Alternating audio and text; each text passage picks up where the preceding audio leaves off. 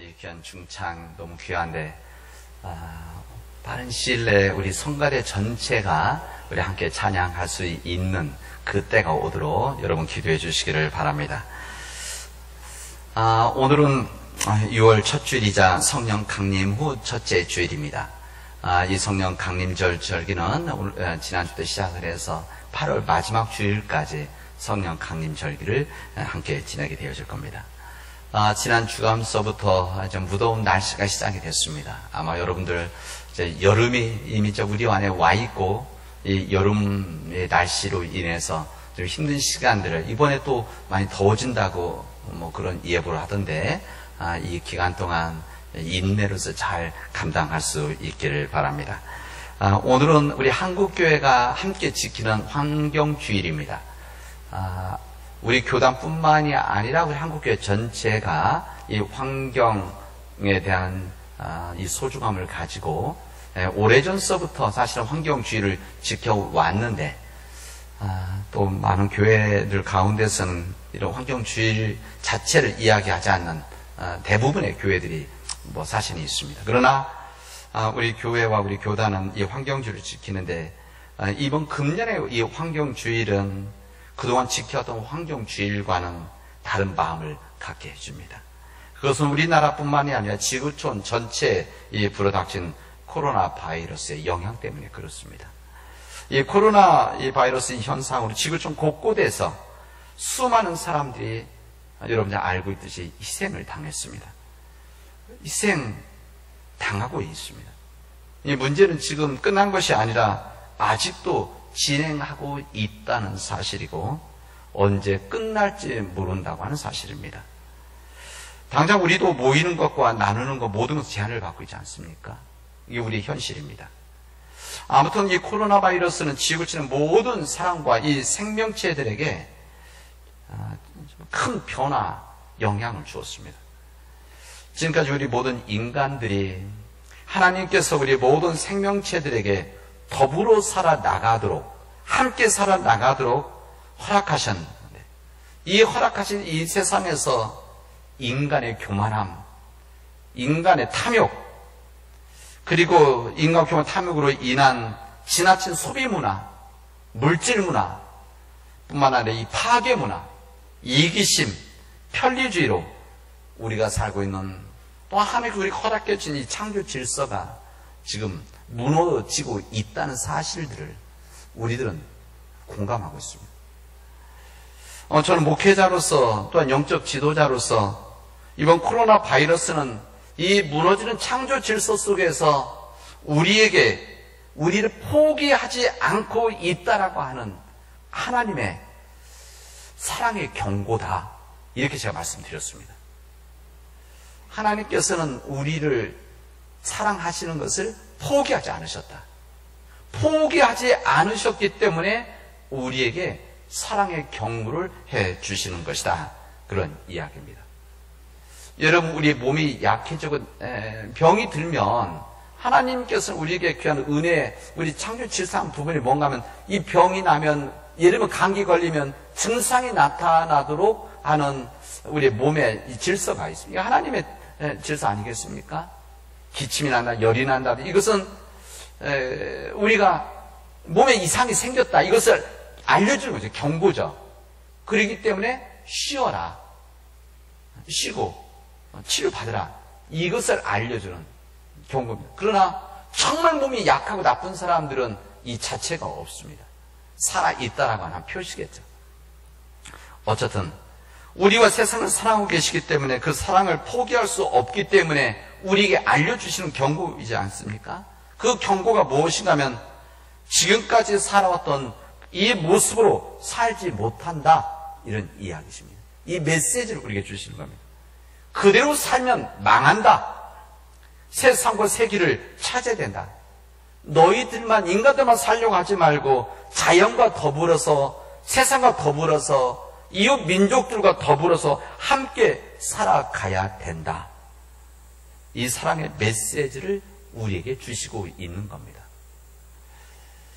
이 선명한 메시지 앞에 우리들이 이 귀를 기울이지 않으면, 이 하나님의 이 사랑의 경고 앞에 우리가 귀를 기울이지 않으면 우리들은 코로나 이전의 세상으로 돌아가지 못할 수도 있다는 것입니다.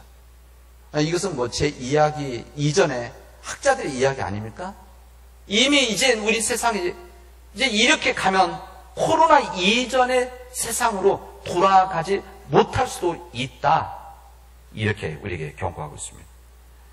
이미 무너진 자연 환경, 또 이미 이런 인간의 탐욕으로 인한, 인간의 욕심 편의주의로 인한 이 모든 것으로 인해서 있는 이 기후 변화, 이 코로나 바이러스, 코로나19라고 하는 이 코로나 바이러스보다 다른, 아니면 더 강력한 바이러스가 우리를 위협할 수 있다, 이런 이야기입니다. 여러분, 하여튼 당장 이게 우리 현실적 문제 아닙니까? 당연히 우리 교회가 섬기고 있는 우리 장애인 복지관도 3월 달부터 3, 4, 5월 지금 전혀 열지 못하고 우리가 섬기지 못하고 있습니다. 우리 요양원 여러분 못 가는 거 알지 않습니까?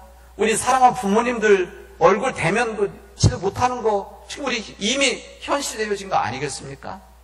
우리 아이들 이제 내일 학교에 가는 아이들은 이제 마지막 이제 아이들 다 가는데 여전히 지금 제대로 못 가고 문 닫혀 있는 학교들 이런 게 있는 거 아니겠습니까? 우리 병원에 신방 가고 싶어도 얼굴 제대로 들어갈 수 없는 이런 현실이 지금 우리의 상황입니다.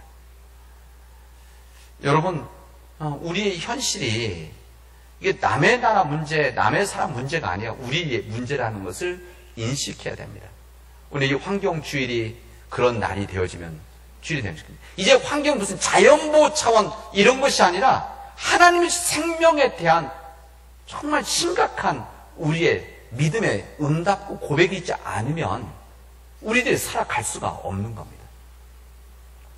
저는 그런 하나님 뜻 앞에서 저는 우리 지역에서라도 우리 세상의 폐, 이 공기를 산술만 이 폐와 같은 이 숲에 대해서 이 무분별한 산림 훼손과 이 자연 파괴를 자제해달라고, 인간의 편리함을 위해서 좋은 산과 숲을 파헤쳐지는, 그래서 주차장을 만드는 이 모든 것 자제해달라고 저는 그렇게 요청을 사실 시작했습니다. 그리고 살아있는 나무가, 생명을 담고 있는 나무가 전기줄로 고통당하고 있는, 그래서 작은 것 하나라도 그 생명 소중히 여겨야 된다라고 하는 상징적 의미죠. 상징적 의미. 나무 하나가 뭐 죽고 살아서 문제가 아니라 그 전기줄을 풀어달라고 요청을 하고 있는데 잘 안 됩니다. 저는 이렇게 나름의 제 목회자로서 이 지역에 있으면 이 지역을 섬긴 목회자로서 세상을 위한 설교다. 저는 그렇게 생각을 합니다. 왜? 이게 안 되면 우리 교우들이 생명의 위협을 받으니까. 이런 이야기입니다. 여러분, 우리 세상이 변하지 않으면 이 자연의 역습은 계속될 수 있다는 것을 잊어버리면 안 됩니다. 그렇다면 이런 새로운 자연의 변화, 세상의 변화는, 환경의 변화는 어디에서 시작되어져야 되는 거야? 사람의 변화입니다. 인간의 변화. 이 사람의 마음의 변화가 있지 않고서는 이 문제를 해결할 수 없다는 사실입니다. 우리 인생의 내면과 영혼을 지배하는 우리 믿음, 신앙, 이 종교 이 부분은 가장 중요한 일을 감당하고 있는 겁니다. 저는 목회자로서 이 시대에 살면서 가장 마음 아파하는 것은 세상 사람들이 교회에 대한 희망을 너무나 적게 가지고 있다는 사실입니다. 없다고 할 수는 없고, 우리 교회에 다니지 않는 사람들이나 믿지 않는 사람들이나 교회에 다니는 사람들이나 당장 우리 지역만 하더라도 여러분 80%는 교회에 안 다니는 사람들입니다. 이런 모든 사람들이 세상도 마찬가지죠. 교회에 대한 희망을 온전히 갖지 않는다는 사실이 저는 좀 마음이 아픕니다. 이 교회를 목회 섬기는 자로서 하나님을 믿고 예수님을 나의 구세주로 그리스도로 고백하는 이 목회자로서 이 세상 사람들이 교회에 대한 신뢰를 온전히 갖지 못하고 있는 이 현실, 이 우리의 모습이 정말 부끄럽기만 하고 하나님 앞에 죄스러운 마음입니다. 왜냐하면 저도 거기 일조를 했었기 때문에 그렇습니다. 이 세상에 꼭 필요한 존재로서 교회가 있지 못하다고 하는 이 사실이 마음이 아픈 겁니다. 여러분, 교회 다닌다고 해서 하나님 믿는다고 하는 크리스찬이라고 해도 세상 사람들이 우리들을 구별된 사람으로 생각하지 않는다고 하는 이 사실이 참으로 우리의 마음 아픈 현실입니다. 이제 이러면서 제가 곰곰이 왜 이런 문제가 생기는 것일까? 왜 세상 사람들이 그렇게 생각할까?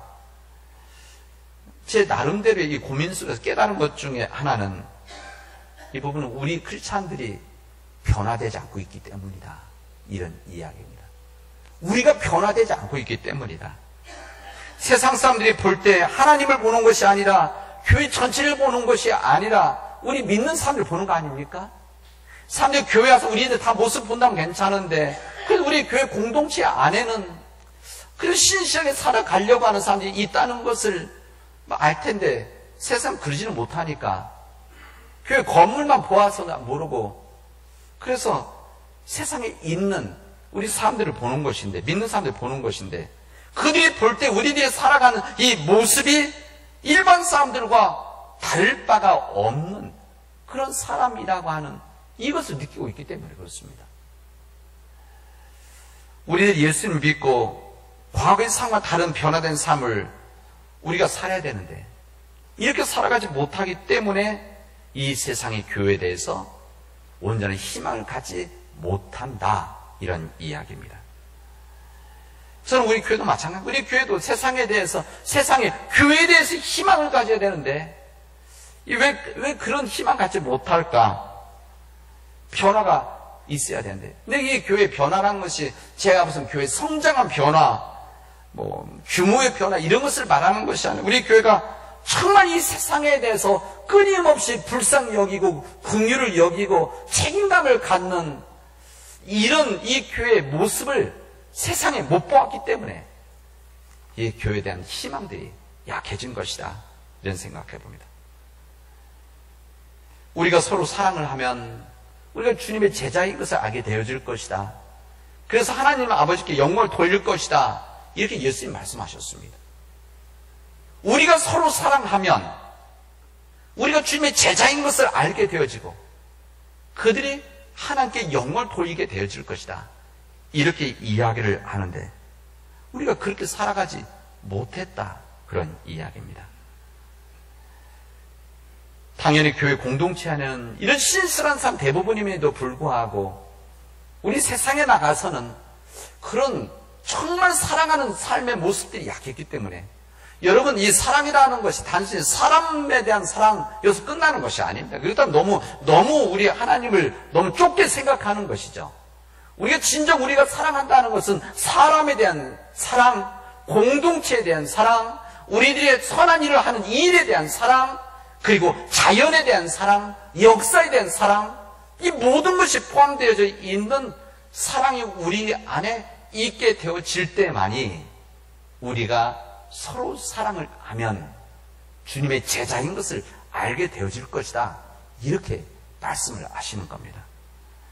저는 성령 강림 주간을 여러분과 함께 보내면서 성령의 행전이라고 말할 수 있는 이 초대교회 사도 행전의 말씀을 전합니다. 왜 이 말씀을 오늘 전하는가? 이것은 이 성령 행전의 사도행전에 나오는 이 교회, 이 초대교회 하나님께서 처음 세우시는 이 교회 모습 속에서 여기에 거룩한 변화 역사가 있었기 때문에 그렇습니다.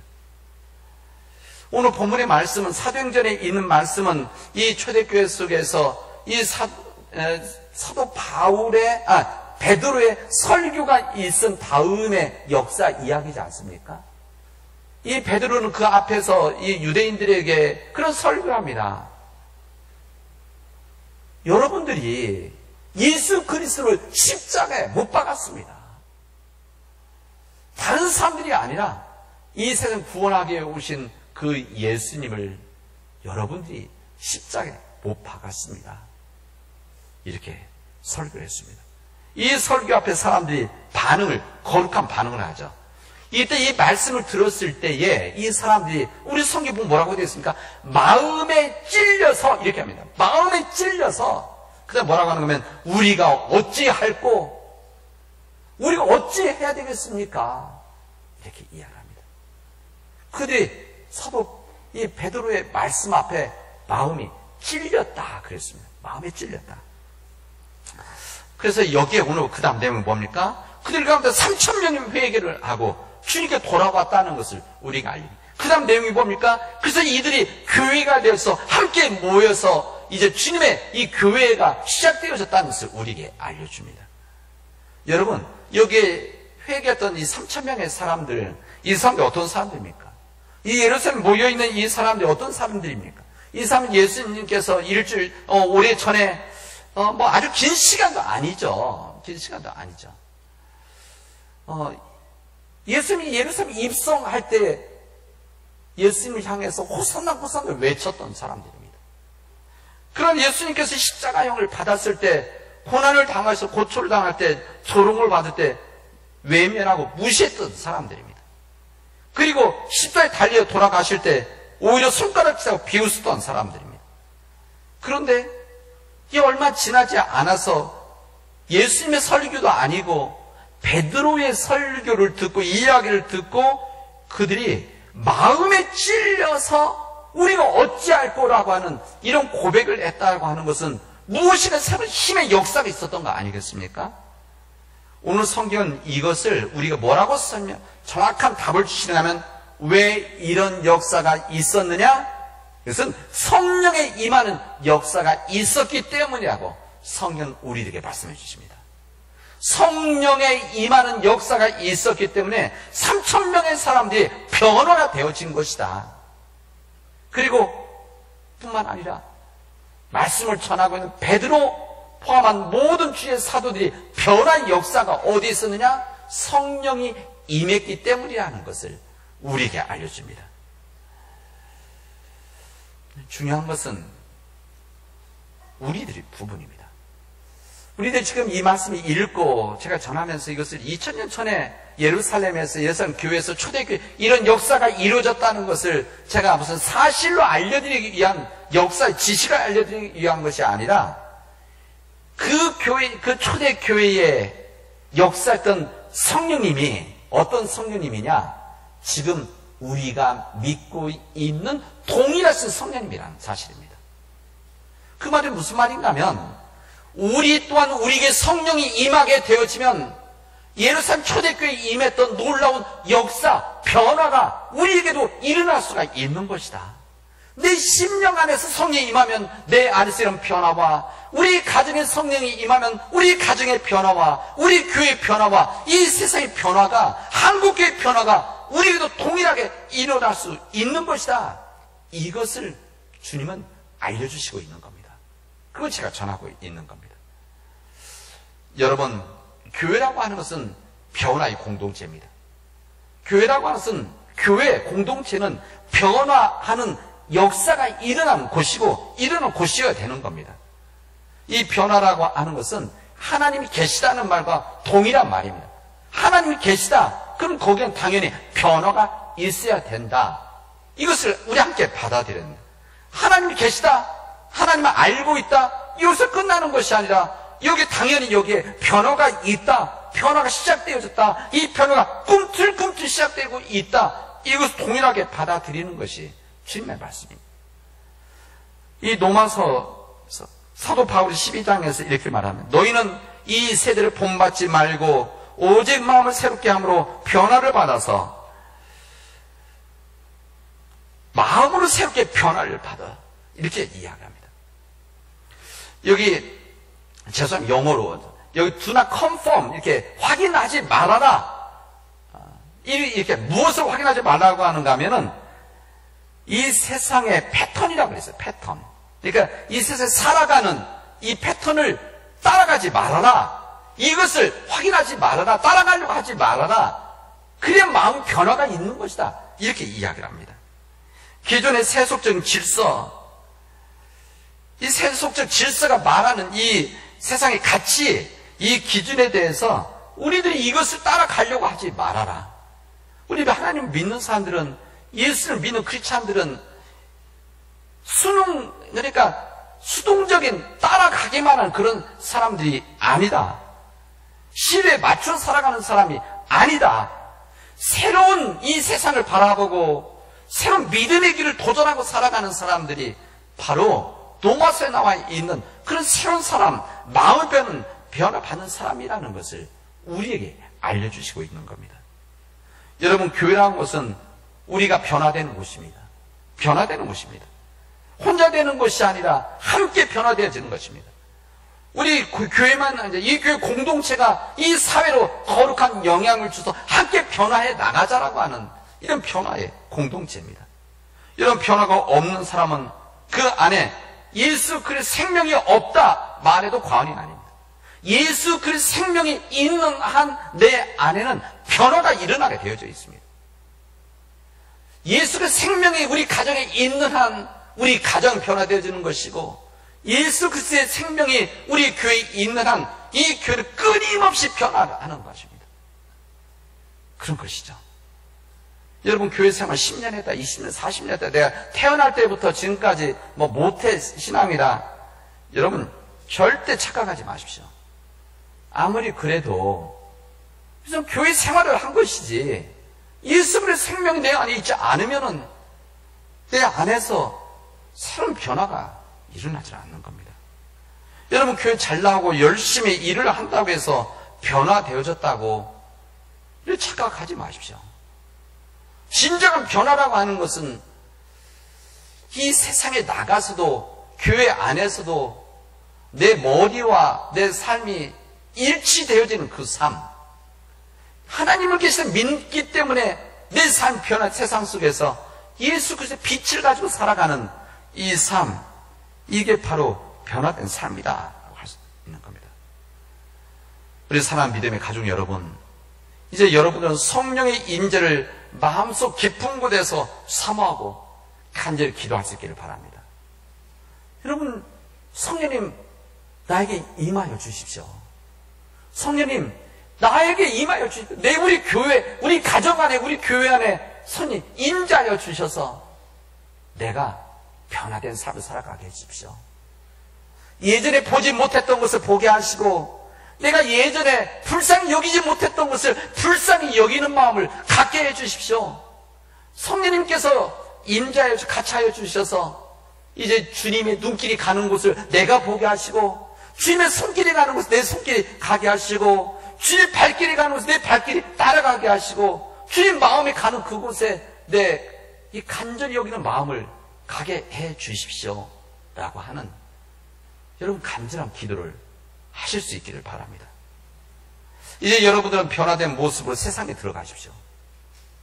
이게 우리 파송 아닙니까? 여러분의 가정 돌아가셔서, 여러분의 일터로 돌아가셔서, 여러분의 사업체로 돌아가셔서, 여러분의 학교 직장으로 돌아가셔서, 여러분이 있는 모든 곳에서 변화된 삶을 시작을 하시기를 바랍니다. 그리고 하나님, 성령님 역사하셔서 힘을 주시고 용기를 주십시오. 주님 주신 은혜, 능력 안에서 그 길을 걸어가겠습니다. 이렇게 고백하고 주님의 세상을 향해서 나아갈 수 있기를 바랍니다. 여러분, 하나님은 이 귀한 일들을 위해서 우리를 부르셨습니다. 그런 거 아닙니까? 우리를 남은 지역 우리를 그래서 부르신 겁니다. 그래서 이 때를 위해서 주님은 115년 전에 이 땅에 주님 몸된 교회를 세워주신 것입니다. 이 변화된 세상, 이 어둠 같은 이 세상, 그냥 어둠 탓하고 나만 살아가는 것이 아니라 이 어둠 속에 작은 촛불을 켜는 그런 변화된 삶을 이제 여러분 안에서 시작할 수 있기를 바랍니다. 그래야만 우리에게 희망이 있는 겁니다. 그래야만 우리 세상이 살아갈 수가 있는 겁니다. 나만 살아갈 수 있는 것이 아니기 때문에 그렇습니다. 이 믿음의 역사가 우리 사랑하는 믿음 백성들 위해, 성령님의 은혜가 우리 사랑 모든 가족들을 위해 임하기를 주님의 이름으로 축원하겠습니다. 기도합시다. 하나님, 우리가 연약하오니, 우리가 부족하오니, 우리 능력으로 감당할 수 없사오니 하나님께서 도와주셔서 우리 걸어가는 이 길이 진정 믿음 안에서 성령님이 인도하시는 그 길을 순종할 수 있도록 인도하여 주시옵소서. 성령님이 인도하시고 부르시는 그곳에서 우리가 존재케 하시고 우리가 그 사명을 감당하도록 도와주시옵소서. 예수님의 이름으로 기도합니다. 아멘.